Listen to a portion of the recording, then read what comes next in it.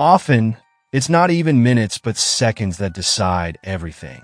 If the main person in today's story had been home a little earlier or left a bit later, he might have been able to prevent the bloodshed. Unfortunately, his life was on the line, and the desire for revenge for his misfortunes was too great. At 11:35 a.m. on Friday morning, March 26, 2004, a call came into the police station in Dijon, France. On the other end was the worried voice of a man who didn't understand what had happened. He said he had come home from work and found the floors in the living room and kitchen covered in blood, while his beloved wife lay lifeless in the middle of the room. The dispatchers took the report and immediately sent paramedics and police officers to the scene. By 12:15 p.m., the gendarmes arrived at the farmhouse in the village of Laurent. The first person they spoke to was the affected husband, Laurent Bary. The man was a 35-year-old chicken farmer. He wore clean clothes and waited outside the house for the police to arrive. He was in shock and couldn't explain what had happened, but immediately pointed with trembling hands at the house. The gendarmes went through the kitchen, where a struggle had apparently taken place. In the living room, they found the body of a woman lying in a pool of blood on the floor. According to Laurent, it was his wife, 38-year-old Valerie. She lay on her back. Severe head injuries were visible, as well as more than a dozen stab wounds. The worst injuries the woman had suffered were a slashed throat and a deep cut that ran across her chest and abdomen. The paramedics who arrived at the crime scene declared her dead, and the first signs of rigor mortis were already apparent. The woman had suffered such severe injuries that the upper part of her skull was partially separated from the rest of her head. The investigators immediately tried to find out what had happened in the house and contacted the widower. The man was in shock, made some incoherent remarks, and was obviously unable to control himself. The gendarmes suspected that he might have been involved in the massacre since he couldn't comment on the events. He was also the last person to have seen the victim alive. Usually, such people are involved in domestic murders. Most often, it's husbands who massacre their wives. Naturally, the investigators immediately decided to pay special attention to him. Laurent didn't believe that his wife was dead. Investigators had to repeat it several times until he finally stopped talking and thought about it. When the paramedics saw his condition, they offered to take him to the hospital so he could receive psychological help, and Laurent agreed. Only then could the police officers communicate fully with the man. An investigation was immediately launched. Right next to the body, they found a gun as well as a large butcher knife with a blade over 20 centimeters long. However, there were no fingerprints on the weapons, probably because the perpetrator wore gloves or had carefully wiped away all traces. In the hand of the deceased, a tuft of hair was found. Apparently, she had actively defended herself to save her life. Laurent's fingerprints were found in the kitchen, which seems normal since the crime scene was his own residence. It's logical to assume that the man actively used various items while living in the house, so this print was generally not suspicious. Nevertheless, the man remained a suspect, and the police officers were keen to communicate with him in an appropriate state.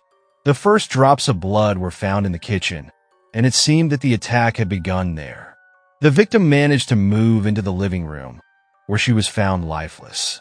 The police officers suspected that she had suffered all 13 stab wounds there, which were later counted on her body by the medical examiner. Medical examiners worked at the crime scene to determine the time of death. Given the first signs of rigor mortis, death had occurred several hours earlier.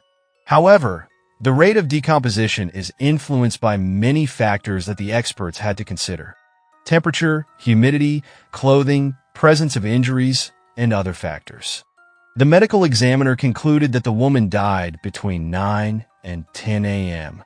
Of course, there's always some margin for error, so the circumstances of the massacre had to be clarified.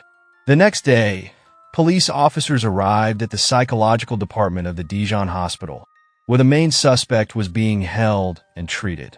He had finally calmed down somewhat, regained consciousness, and could speak with the gendarmes. According to the widower, He got up early that fateful day because he wanted to deliver chickens to a customer. For this purpose, Laurent packed the goods and prepared them for transport.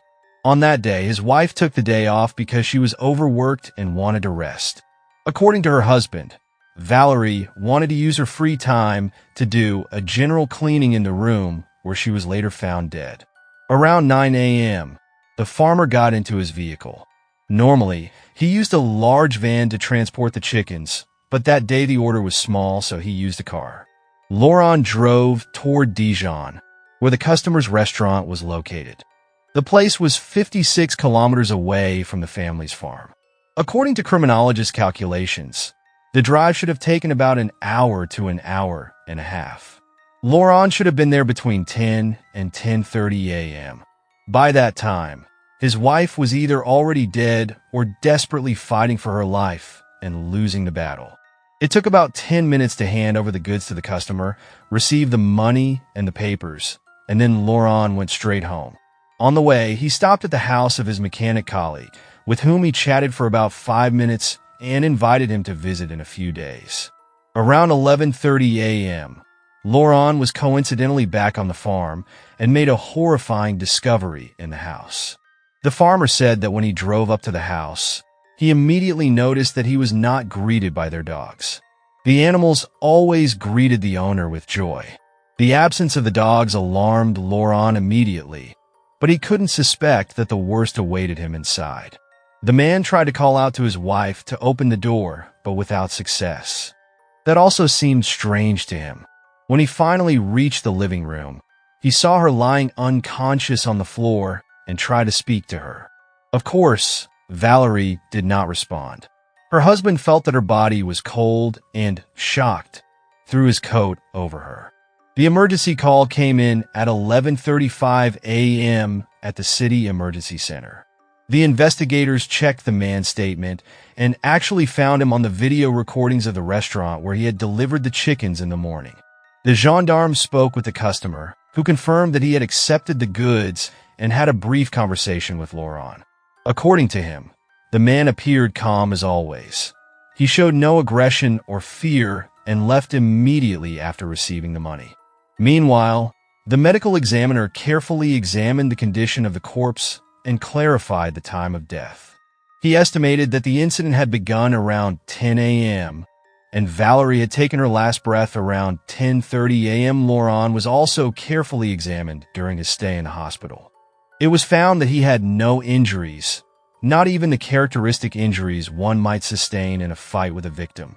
They should have found some, because the woman defended herself fiercely and even tore a tuft of hair from the perpetrator's head before her death.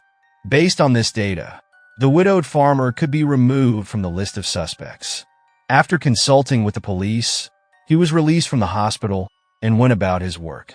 The man did not return to his farm, as it was morally difficult for him to stay at the scene of the massacre and constantly be reminded of it. So he went to his parents' house where their children lived. Laurent was in a very depressed state. His mother and father were worried that he needed to seek psychological help again and perhaps even take medication. By this time, the victim's relatives had also become aware of the incident. Everyone was shocked that a young, beautiful woman could be so brutally murdered in her own home. Most of the victim's relatives believed that Laurent was behind the crime. The police still did not have enough evidence to know in which direction the investigation should go. They considered the possibility that the attack might have been a botched robbery. Valerie was quite hot-tempered and had the misfortune of catching the perpetrator after he had broken into the house, and she might have tried to stop the thief, which could have cost her her life. The scattered furniture and belongings, the empty jewelry box, and other missing items seemed to support this theory. The police met again with Laurent at the scene of the tragedy. The widower was to examine all the belongings and provide a list of the stolen items. Laurent noted that 100 euros, a wristwatch, and clothing, including sportswear, were missing. It was strange that the attacker had taken such a high risk and killed with such brutality for such a small loot. From the outside, the house appeared unremarkable and not valuable enough for burglars to be interested in it. There were also no signs of forced entry. All this seemed unlikely, so the investigators dismissed the theory of a robbery. The investigators turned their attention to the butcher knife that was found on the floor next to the corpse. It turned out that it belonged to Laurent. It was a special tool for slaughtering chickens. Laurent said he had left it on the kitchen windowsill that day, as he often did, so the attacker could probably get to the huge cleaver as soon as he entered the house. He apparently grabbed it immediately and used the knife because he was afraid Valerie might try to defend herself. Another strange fact was that the family's guard dogs were locked in the shed at the time of the crime. This seemed odd and could indicate that the attacker knew the family well. The animals probably trusted him and let themselves be locked up. The attacker had thus protected himself against an attack by the dogs. Laurent thought that Valerie might have locked up the animals herself because they did not obey her and only obeyed him. Sometimes she locked them in the shed so that the dogs wouldn't cause her trouble. The police tried to find a likely motive for the murder in the deceased's past. It was suspected that it might have been an act of revenge triggered by an old grudge or jealousy toward the woman. After analyzing the victim's life, the investigators concluded that Valerie had a flawless resume and no serious conflicts. The woman worked in a hospital, and everyone who knew her described her as a friendly and smart person who did not seek confrontation and was calm. Nevertheless, close friends of the victim reported several suspicious moments.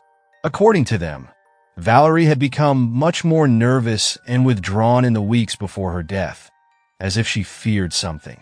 Unfortunately, all questions from colleagues on this subject were simply brushed aside.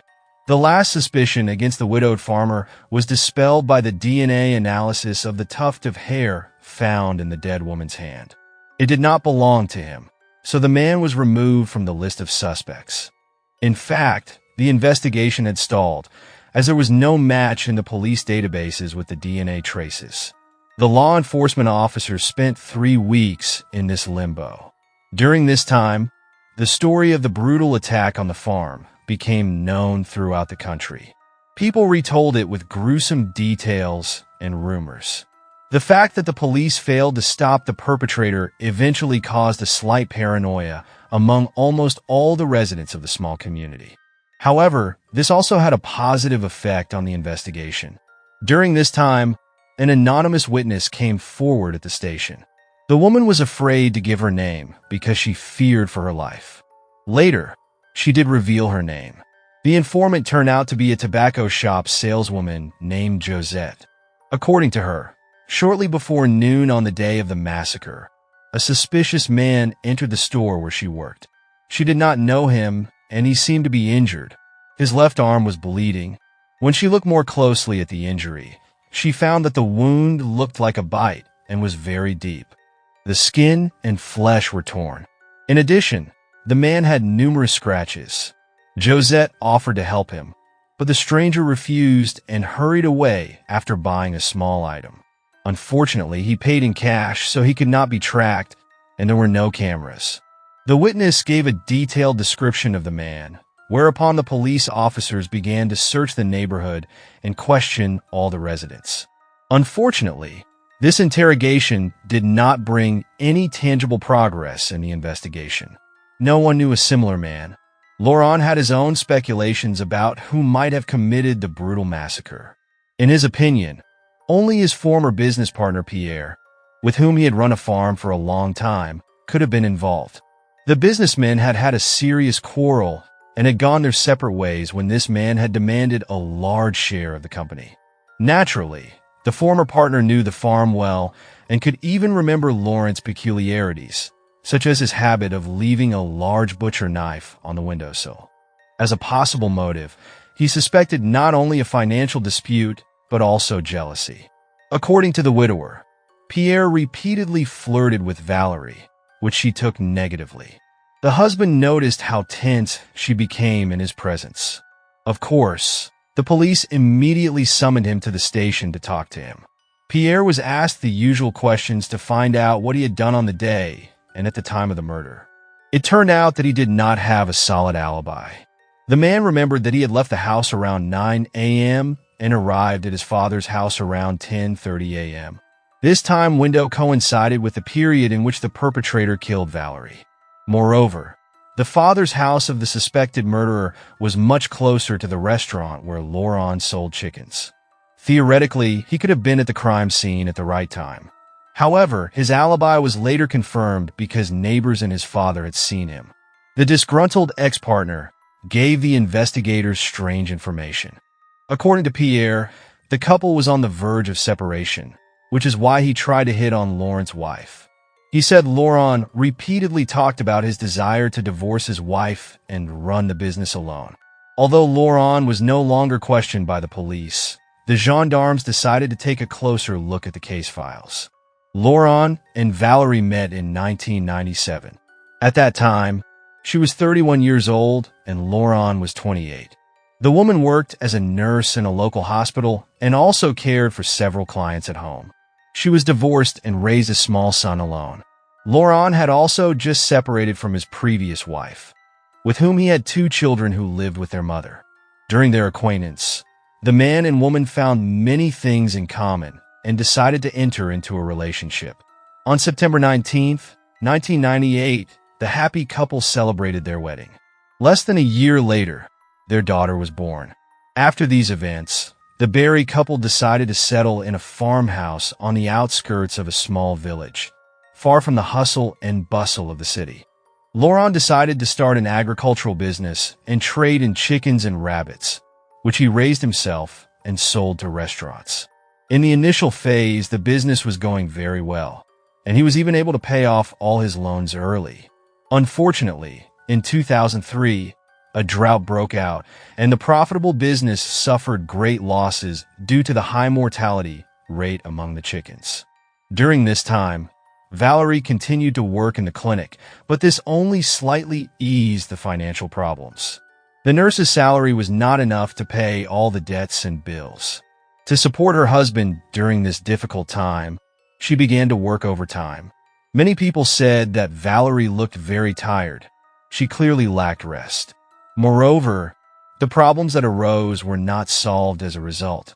The physical overload led to a serious conflict. In the fall of 2003, the Bary family almost broke apart. They could not agree because it was about finances. The woman thought Laurent should leave the farm and look for a job for a while. The man was sure that everything would return to normal. The children and the wife lived in the house, and Laurent even slept separately from his wife in his delivery van. Thus, the police became aware that there had been an obvious and quite serious crisis in the couple's relationship a year before the death. Since Valerie had been killed with one of her husband's knives, he was now at the top of the list of suspects. The gendarmerie found that the motive seemed far-fetched, and the man also had a confirmed alibi. Moreover, most acquaintances did not consider Laurent to be angry or aggressive despite his complex character, and he did not tend toward violence.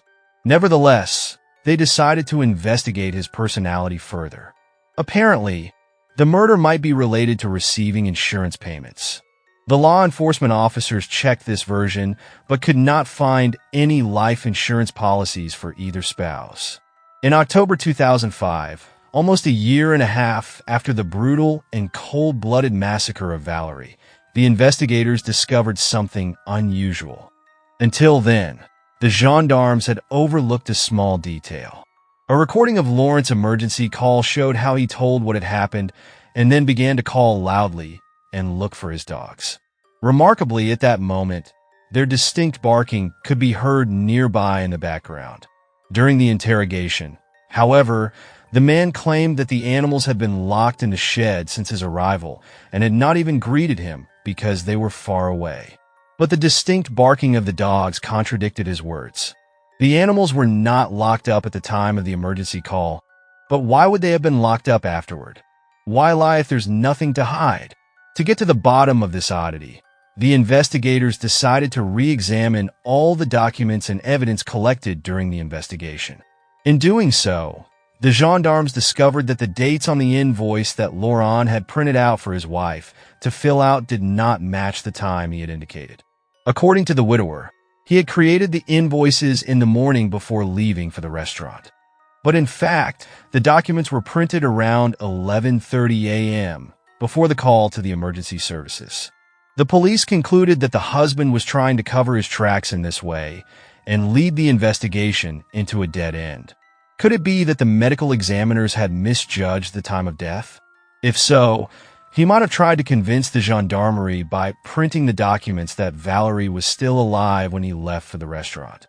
In fact, she might already have been lying in a pool of her own blood in the farmhouse's living room. On the instructions of the Dijon prosecutor's office, criminal proceedings were initiated against Laurent. On January 17, 2006, the man was arrested. The interrogation lasted 26 hours. Initially, everything went smoothly. The main suspect did not plead guilty. However, he practically gave the police no direct answers to their questions, but thought long and hard each time and was obviously trying to hide something. The gendarmes were particularly interested in the watch that, according to Laurent, had been stolen from the house. When the police arrived to arrest him at his parents' house, where he was then living with his children, his room was searched. The watch was found there. The suspect stated that he had made a mistake when compiling the list of stolen items and had later found the watch in his car, but had not reported this to the police. The investigators pointed out further inconsistencies in his statements. In the middle of the interrogation, Laurent began to break down. Finally, after more than 24 hours with the investigators, the man admitted to staging the crime scene, but not the murder. He confirmed that he had locked up the dogs before leaving alone that morning because his wife had asked him to, as they bothered her. But he couldn't explain why he had lied on this point. The gendarmes were still convinced that he had lied on other points since the dogs had been nearby at the time of the emergency call, which meant that he had locked them up after the call and before the arrival of the police. The investigators suspected that he wanted to divorce, but feared an impending separation of assets. So the murder occurred when an argument broke out and Laurent lost control and stabbed his wife multiple times. The man immediately realized that the injuries were too severe to save the woman. He decided not to confess his deed and tried to make it look like a robbery. Laurent did not deny that he had removed some items and locked up the dogs, but he considered the other accusations of the investigators to be absurd. The gendarmes insisted and asked how Laurent had attacked his wife and how long it had taken him to thoroughly remove his traces from the crime scene. He repeatedly insisted that Valerie was still alive when he left for the restaurant and that he had nothing to do with the murder. Subsequently, all information was reviewed once again. It turned out that the medical examiners might have been wrong. Initially, the report stated that the victim had died around 10:30 a.m. In fact, the expert had not considered some factors, and the time span was much longer. Thus, it was possible to compare all the facts and obtain new data. According to the results of the new forensic examination, it was determined that the woman died around 8:30 a.m. Although the medical examiner's error was 2 hours, this error could play a significant role in the case. In view of the new facts, the widower had no alibi. Moreover, according to his statement, the man was clearly at the crime scene since he left it at 9 a.m., which means that he either killed his wife himself or witnessed the attack. However, since no traces of the presence of strangers in the house could be found, everything boiled down to the fact that the husband was the murderer. The gendarmes then turned to the old testimonies of Valerie's relatives. Even a year and a half later, they reported that Laurent was a rather unpleasant person, rude and aggressive. The victim's relatives knew that the relationship between the spouses could end badly and therefore suspected the man of the murder from the beginning. On February 17, 2006, 2 years after Valerie's death, the widower was charged with premeditated murder. During his imprisonment, Laurent's mental health deteriorated.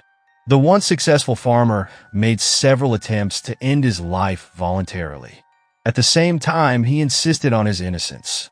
Laurent refused to make a confession and maintained that his apparent confession was the result of an interrogation lasting more than 24 hours under high pressure, during which he was simply confused and broke down. The defense attorney tried to highlight Laurent's best qualities during the trial. He emphasized that he was a hard-working, proactive, and reliable man like any other. He might get upset, but was clearly not capable of a bloodbath. Some acquaintances of the couple agreed with this view and believed that the widower was simply not capable of murder. The defense attorney relied on the testimony of a saleswoman who had seen a suspicious stranger with a bite wound in her store.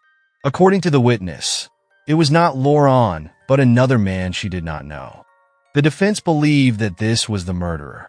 The prosecution argued that the appearance of the stranger with the wound was a pure coincidence and had nothing to do with the woman's murder. The prosecution relied on the opinion of the victim's relatives to prove the opposite. 10 months after the start of imprisonment, the defendant's lawyers applied for the man's release. According to the defense, they could find evidence that their client had been wrongly convicted and that he needed medical treatment. In conversations with neighbors of the Bary family, some strange things were learned. It is known that Laurent used his wife's car on the morning of the murder to bring the order to the restaurant. However, several neighbors confirmed that the delivery van, which remained on the farm, changed location between 10 and 10:30 a.m. At the same time, Laurent was not in the house and could not have done this. His absence from the house could be proven. Moreover, the police officers who arrived at the scene touched the hood of the delivery van. It was still warm, as if it had just been used. Since the car keys were not missing, only Bary could have used the vehicle. This suggests that she was alive before 10:30 a.m., was out and about with the car, and was attacked only afterward. The defense attorney argued that the bloodbath took place shortly before her husband's arrival. The prosecutor, on the other hand, was of the opinion that Laurent himself could have driven away the car after his arrival and locked up the dogs. The defense attorney pointed out further inconsistencies. The victim had obviously defended herself fiercely, but Laurent was uninjured at the time of the police's arrival. He did not have a single scratch, which is simply impossible. And in the murdered woman's hand was a piece of foreign hair from the perpetrator, whose DNA profile did not match Laurent's, which means that the murderer was an outsider. The prosecution, however, questioned this point. The perpetrator had carefully wiped all traces from the murder weapon, but somehow forgot to take his hair with him. It seemed as if the hair had been intentionally placed in the victim's hand to mislead the investigation. The defendant's relatives confirmed that the couple had had problems and was on the verge of divorce. But about 5 or 6 months before the murder, there was a reconciliation between the two. There were numerous witnesses who had seen the couple together at Christmas. On the outside, everything seemed fine in the relationship, and the spouses even began again to prepare nice surprises for each other before the holidays. This was partly because the financial crisis in the family had been overcome and things were improving. On December 28, 2006, the farmer was released from prison on bail. He was kept at home until the resumption of the trial in October 2009. The prosecution insisted that microscopic traces of the deceased's blood had been found on his slippers. The defense believed that the blood traces could have appeared on Laurent's shoes when he entered the house and found his wife lifeless. The defense attorney pointed out the irregularities committed by the medical examiners in their work. Initially, the house was not sealed off. The investigation of the crime scene did not begin immediately. When the results of the forensic examination were presented, the police officers had to revisit the crime scene, but most of the traces turned out to be contaminated and even wiped away. This was because the area of the house was not shielded from outsiders. Laurent's mother arrived while her son was recovering in his parents' apartment to carry out cleaning work.